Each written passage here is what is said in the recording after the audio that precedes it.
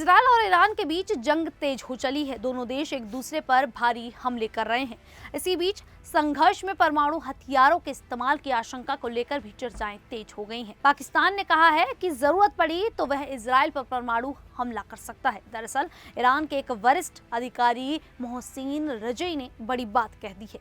उन्होंने कहा कि यदि इजरायल ने ईरान पर परमाणु हमला किया तो जवाब पाकिस्तान देगा। पाकिस्तान इजरायल पर परमाणु हथियारों से हमला कर सकता है। लेकिन अब एक बड़ा सवाल खड़ा हो रहा है कि आखिरकार ईरान ने इतना बड़ा दावा कैसे कर दिया। क्या पाकिस्तान सच में ईरान के लिए इजरायल पर परमाणु बम छोड़ सकता है? क्योंकि अभी तक जो पाकिस्तान ईरान और इजरायल के युद्ध के बीच में शांत बैठा था, आखिरकार अब इतना मुखर होकर कैसे बोल रहा है? क्या सच में पाकिस्तान ईरान के साथ अपनी मर्जी से खड़ा है या फिर किसी दबाव में? चलिए समझते हैं कि आखिरकार क्या है पूरा माजरा। नमस्कार, मेरा नाम है शालिनी और आप देख रहे हैं द न्यूज़ 50। ईरान और इजरायल के बीच बढ़ते तनाव में अब पाकिस्तान की एंट्री ने माहौल को और गंभीर बना दिया है। मीडिया रिपोर्ट्स के मुताबिक पाकिस्तान ने इजरायल को परमाणु हमले की धमकी दी है। इसके साथ ही पाकिस्तान पूरी तरह से ईरान के साथ खड़ा हो गया है। आपको बता दें कि इजरायल ने ईरान के कई सैन्य ठिकानों पर हमला किया। इसमें एक परमाणु पावर प्लांट भी शामिल था। इजरायल के इस हमले के जवाब में ईरान ने भी करारा पलटवार किया।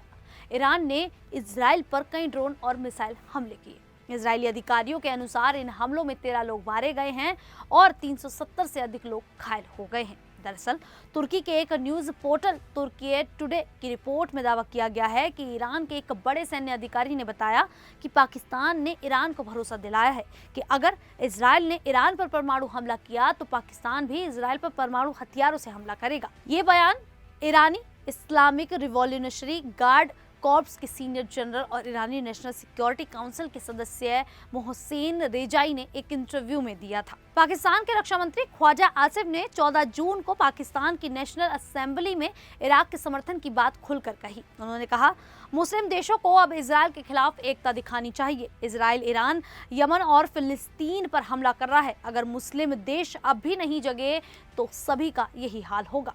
इजरायल के साथ सभी मुस्लिम देशों को अपने कूटनीतिक संबंध तोड़ देने चाहिए। हमें इजरायल के खिलाफ एक साझा रणनीति बनानी होगी। अब बात कर लेते हैं मुद्दे की कि पाकिस्तान ईरान का साथ क्यों दे रहा है। क्या सच में पाकिस्तान ईरान का साथ देना चाहता है या फिर वो किसी दबाव में ऐसा कर रहा है? दरअसल ईरान और पाकिस्तान दोनों ही इजरायल के खिलाफ एक समान रुख रखते हैं, खासकर फिलिस्तीन मुद्दे पर। चीन, जो पाकिस्तान का निकट सहयोगी है, उसने ईरान पाकिस्तान तनाव को कम करने में मध्यस्थता की है। जनवरी 2024 में दोनों देशों के बीच हवाई हमलों के बाद चीन ने पाकिस्तान की संप्रभुता और क्षेत्रीय अखंडता का समर्थन किया और दोनों देशों के बीच संबंध सुधारने की पहल का स्वागत किया। पाकिस्तान, जो चीन की वन चाइना पॉलिसी का समर्थक है, तो हो सकता है कि पाकिस्तान चीन के दबाव या रणनीतिक हितों के कारण ईरान के साथ सहयोग बढ़ाने की कोशिश कर रहा हो।